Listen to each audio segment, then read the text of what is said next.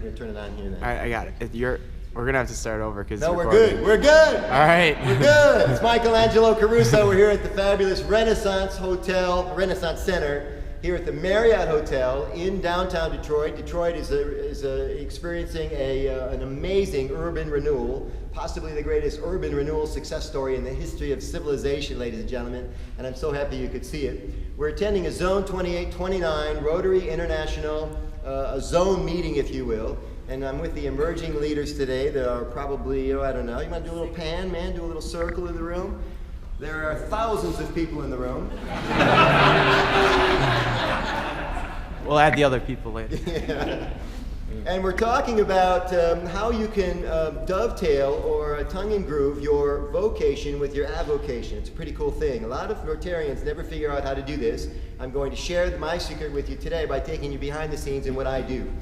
I am a professional speaker, and if I was on a game show and you asked me what I do for a living and I had to tell you in 4 words, I would say I teach presentation skills. That's it. You know, people sometimes tell you, well, I do this and I do this and I'm also good at this. I teach presentation skills, and everything is a presentation. So I spend a lot of time with leadership and sales teams.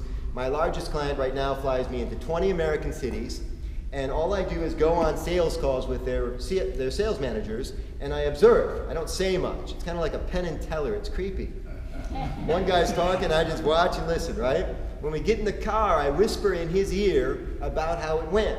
I'm the salesman whisperer. Anyway, I'm learning a lot about the financial services sector. I'd never done any work in this business before, but as it turns out, selling, or the art of persuasion, is the same in all industries. Some of you nodding your head, you know this. And as we try to recruit people into our organization, or as we try to find money for our foundation, or sell tickets to our wine tasting, it's all the same, right? So I have 3 revenue streams. I've never told anybody this in this capacity before. I have 3 revenue streams. As a professional speaker, I have event-based activities that I get paid for. So in a few days, I'm going to fly to San Antonio, and in a few days after that, I'll go to Vincennes, Indiana, and I'll get paid for a lot of these gigs. I never charge Rotary for talks, but I get paid for everything else. And that's the first revenue stream. The second revenue stream is consulting-based type activity. And some of you are thinking you might retire from the company that you work at right now. Raise your hand if you're comfortable with that idea. You're going to retire from the company you're at right now. Good, congratulations. I hope you do. You might not.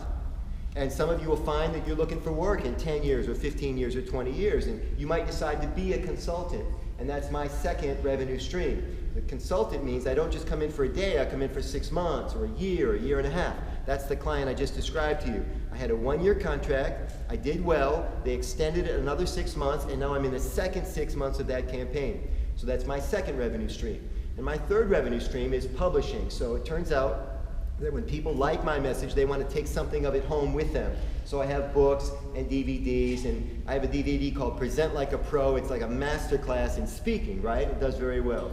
I also recorded my father's letters in an audio program. It's called Dear Michael Angelo. It's how my dad wrote all the letters to me. My middle name is Angelo. Dear Michael Angelo. So I read my father's letters into a tape recorder. Back then it was called a tape recorder. And it turns out people like my dad's letters. You see how this works? So what I do now is when I come to Rotary, I try to, it's called, and I'm not shy about this, and I'm also not bragging about this. I'm just telling you how it is, right? I do something called sample selling. Now, I never charge Rotary for talks, and Rotary found out. What do you think happened?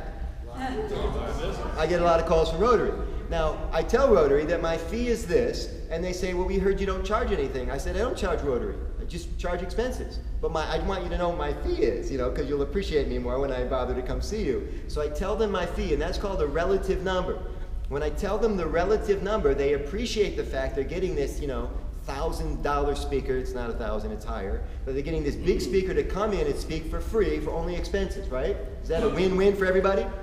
Cool. And then when I get there, I sample sell, kind of like what I'm doing today with you. I'm showing you what I do for a living, and if you care to, you know, have me work with your team at some future date, that would be great.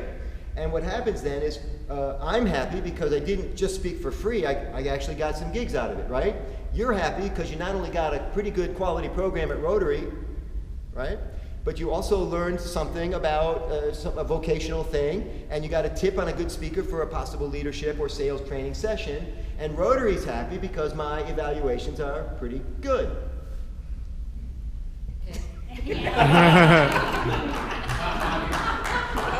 Mike McCullough, who is one of the past directors of Rotary, I don't know if you know this, there's only like 16, 17 Rotary directors in the world at any given time. He's one of our finest ever. He served quite some time ago, in the 40s. and he found an uncompleted survey in the back of the room, and he was breathless as he brought it to me. He said, Michael, can you use this? It's uncompleted. Can I do anything for you? And I don't need your help, but thank you, Michael. If you like what you see at Rotary, you give an evaluation, and then we all try to do better on it. So I hope this has been helpful. I only have 8 minutes with you today. Have you enjoyed my presentation? Yes.